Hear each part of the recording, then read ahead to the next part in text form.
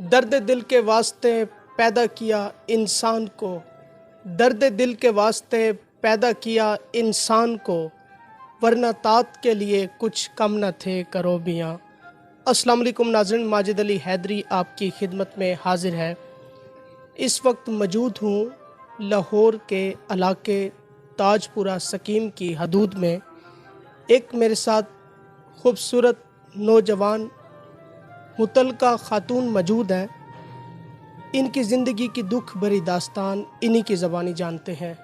अस्सलाम वालेकुम। वालेकुम अस्सलाम। मेरी बहन, कैसे मिजाज हैं आपके? शुक्र अल्लाह का। कितनी उम्र है आपकी? मैं 35 साल की।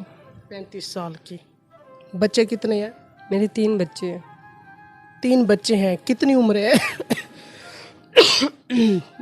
बच्चों की कितनी उम्र है? सबसे बड़े बेटे की 14 साल है, उससे छोटे की 10 साल है, बेटी की 6 साल है। बच्चों को पढ़ा रही हैं? जी स्टडी करवा रही थी, लेकिन कुछ घर के हालातों की वजह से उनको मैंने पेंडिंग करना पड़ा कि अभी सोर्सेज नहीं हैं इतने।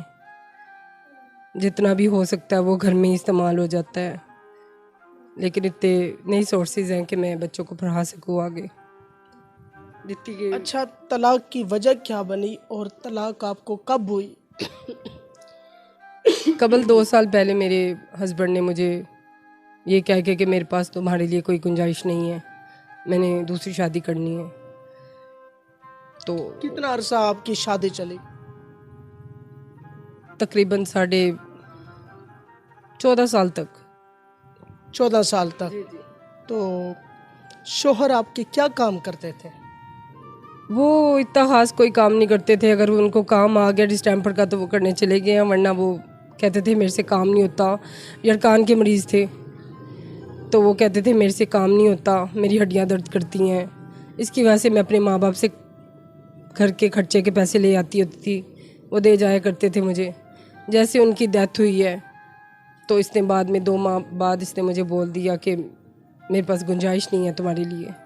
मैंने बोला भी कि मुझे तलाक याफ्ता नहीं कहलाना, मुझे तलाक मत दो, लेकिन उसने कहा नहीं मैंने देनी है, भाइयों से ले आओ, बहनों से ले आओ, अगर ला सकती हो, नहीं ला सकती तो मेरे पास गुंजाइश नहीं है। तो मैं कहाँ से लाती, कहीं से भी नहीं। और इसने मुझे मुंह पे तलाक दे के घर से निकाल दिया और बच्चे खुद छीन लिए। बाद में मैंने खुद अपने बच्चों को हासिल किया। फिर अच्छा, सब मर्द एक जैसे तो नहीं होते मेरी बहन। आखिर क्या वजह थी? ऐसा क्या उनके दिल में था? किसी और लड़की को वो लाइक करता था या अंदर की उसकी फीलिंग्स से आप नावाकिफ़ थी? असल बात बताएं हमारे नाज़रीन को। नहीं, मैं उनकी फीलिंग से वाकिफ़ थी। वो तकरीबन मेरी शादी से पहले ही काफ़ी औरतों के साथ अपना ताल्लुक़ बना चुके थे और मेरी शादी के बाद भी अपना ताल्लुक़ बनाते रहे हैं, लेकिन मैं अनजान भी थी। उसके बाद जैसे मुझे मालूम पड़ा, मेरा बड़ा बेटा हो चुका था, बेटी हो चुकी थी, मैंने उनसे बोला कि ये चीज़ ना किया करो, ये एक तो गुनाह में शामिल होती है, दूसरा ये जब मैं हूँ तो आपको बाहर जाने की कहीं ज़रूरत नहीं है। लेकिन उन्होंने इन चीज़ों को कभी भी गौर नहीं किया। उन्होंने कहा मुझे पता नहीं औरतों को देख के क्या हो जाता है, मैं अपने काबू में नहीं रहता। तो उनको औरतों की ज़्यादा लत लगी हुई थी, जिसकी वजह से उन्होंने ये रास्ता चुना। अल्लाह ताला आपके हाल पे रहम फरमाए। तो मेरी बहन, ये आप कैसे सरवाइव कर रही हैं 3 बच्चों को लेकर? कैसे घर का निज़ाम चला रही हैं? मैं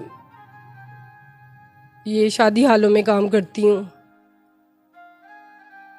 लेडीज सेटरिंग का, और कुछ घर में बैठ के ही हाथ का काम कर लेती हूँ।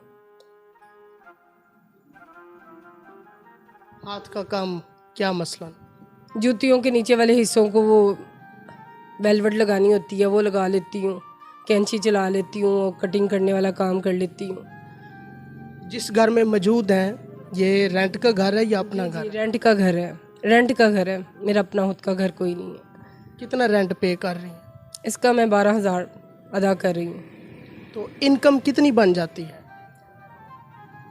जितनी भी बन जाती है वो तकरीबन तो 25 से थोड़ा ज़्यादा ही हो जाती होगी या 30 तक हो जाती होगी। ज़ाहिर है दिन रात एक करके मैं अपने बच्चों के लिए कमा रही हूँ, पढ़ाया तो जाता नहीं है बच्चों को, और आजकल के जो माहौल जा रहा है खर्चे वगैरह नहीं है पूरे होते, सोर्सेज हैं ही नहीं इतने कि मैं अदा कर सकूँ। तो जितना भी हो जाता है, घर का थोड़ा बहुत राशन आ जाता है, खाना पीना हो जाता है, आ जाके किराया दे दिया, बिल दे दिए, बिल बहुत ज़्यादा आते हैं जिसकी वजह से नहीं, बच्चों को पढ़ाया ही नहीं जा रहा आगे, बहुत ज़्यादा। महंगाई का दौर है, कुछ सेविंग करना भी बहुत मुश्किल है। नहीं, सेविंग तो होती नहीं है, बिल्कुल भी नहीं होती। ये तो झूठ है कि सेविंग हो जाए, कुछ अपनी दवाई के लिए अक्सर के अपनी दवाई के लिए भी पैसे नहीं होते। अभी आप माशाल्लाह नौजवान हैं, हरी भरी जवानी में हैं। आगे कुछ सालों के बाद आप बुढ़ापे की तरफ जा रही होंगी, छोटे छोटे आपके बच्चे हैं, आगे इनकी शादियां भी करनी है, बहुत से मामलात देखने पड़ते हैं। तो कोई फ्यूचर प्लानिंग है आपकी? किस लिहाज से आप कह रहे हैं? मीन्स के ये घरेलू बहुत बड़ी जिम्मेदारियां हैं, आगे कोई निकाह की इस तरह की कोई प्लानिंग है? नहीं भाई, कुछ भी नहीं। मैं अपने बच्चों को अपने हाथ से कमा कर खिलाऊं तो मुझे ज़्यादा सुकून मिलता है, क्योंकि अपने बाप ने छोड़ दिया तो कोई और बाप क्या बाप बनेगा। अगर मैं इस मामले में अपनी जिम्मेदारी दूं? नहीं भाई, ये एक तो मैं नहीं मानती, दूसरा मेरे बच्चे नहीं मानते, सही। क्योंकि हमने अपनी एक छोटी सी ज़िंदगी जो है महदूद कर ली हुई है। अभी आप जिस मकसद के लिए स्क्रीन पे हाजिर हुई हैं मेरे साथ, नाजरीन को भी पैगाम दें, और अब आप क्या चाहती हैं, किन चीज़ों की ज़रूरत है? मैं यही चाहती हूँ कि जिनके पास सोर्सेज हैं कि वो किसी यतीम की, किसी गरीब की मदद कर सकते हैं, किसी बेसहारा की मदद कर सकते हैं। मैं हकदार हूँ, यतीम भी हूँ, बेसहारा भी हूँ, तो जो अगर कोई भी मदद कर सकता है मेरी, तो प्लीज़ मैं आपसे रिक्वेस्ट करती हूँ कि अल्लाह के वास्ते जो भी आपसे इमदाद हो प्लीज़ कर दीजिए। अगर आप बुरा ना माने तो अपने बच्चों को स्क्रीन पे ला सकती हैं चंद लम्हों के लिए। जी जी, आ जाएंगे। चले आज बुलाएं उनको जरा। आओ इधर आओ। अजान। ये सर जरा कैमरा लगाइएगा, बच्चों की तरफ कैमरा फोकस कीजिएगा। इधर आओ बाब, इधर मेरे पास आओ। अच्छा, ये आपका दरमियान वाला बेटा है? जी, ये छोटा बेटा है, 10 साल का है। आजो बेटा, आजो रुबाब। सवाल करें इसके पीछे ये पुराने कपड़े। कुछ लोग अच्छा, ये ज़रा स्क्रीन पे कैमरा लगाएं वाजिद भाई, बच्ची पे कैमरा लगाएं। अच्छा, ये सबसे छोटी बेटी है, ये सबसे छोटी बेटी है? जी जी, ये छोटी बेटी है मेरी, ये 6 साल की है, ये 10 साल का है। अच्छा, वो बड़ा बेटा कहाँ है? बड़ा बेटा, बड़े बेटे को बुलाएं, देखें। अच्छा अच्छा, ये क्या है? ये कपड़े वगैरह रखे हुए हैं ये थोड़ा कुछ। सा जी जी व्यू में ला सकते हैं? जी, ऐसे। ये देखें नाज़रीन, ये इनके घर के हालात हैं। ये कपड़े, छोटा सा ये पंखा रखा है, जूते हैं बच्चों के, ये मामलात हैं, पुराना टेलीविज़न पड़ा हुआ है नीचे, और ये पेटी के ऊपर कपड़े हैं, शापर, गठड़ियाँ। ये बहन साहिबा बड़ी कसम पुरसी की ज़िंदगी गुजारने पर मजबूर हैं, और इनका कहना है कि शादी की मेरी कोई प्लानिंग नहीं है। जिन्होंने भी मदद करनी है, अल्लाह और उसके रसूल की खुशनुदी हासिल करने के लिए मेरी ज़रूर मदद करें। अपना कोई रब्ता नंबर भी बता दें ताकि हमारे देखने वाले नाज़रीन आपके साथ रब्ता कर लें। 0322 8729 558। अच्छा, किस नाम से है?